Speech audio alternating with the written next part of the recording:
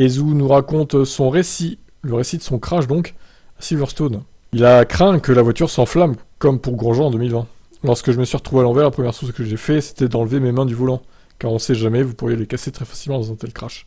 Alors que je partais en tonneau, je savais que j'allais recevoir un impact massif, car la voiture ne s'arrêtait pas. J'ai donc essayé de me mettre dans la position la plus sûre possible, en attendant le dernier impact. Je maintenais mes mains en arrière, et j'essayais de garder suffisamment de tension dans mon corps pour ne pas être projeté au moment de l'impact. J'ai pu le faire, et je n'avais donc plus qu'à attendre le dernier choc. Une fois que je me suis arrêté, je savais pas où j'étais, parce que j'étais à l'envers. C'est alors que j'ai senti qu'il y avait une fuite.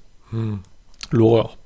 Je ne savais pas si ça venait de mon corps ou de la voiture, j'ai donc essayé d'éteindre le moteur, car il était encore en marche à ce moment-là. Ah ouais, gros coup de pression quoi.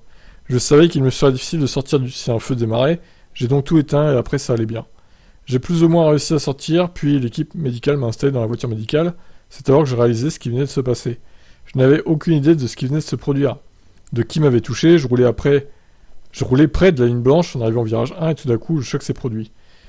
Pour s'extraire de la monoplace, Zou a dû se glisser de façon à avoir au moins sa jambe ou son pied au-dessus du baquet, puis après il a pu sortir. Les commissaires me parlaient, ils s'assuraient que j'étais conscient et que tout allait bien, et si je me rappelais de ce qui venait de se produire. Eh ben il revient de loin le Zou, hein. Et pareil, hein, en F2, le matin même il y a eu un énorme carton. Pareil, Nissani revient de loin aussi.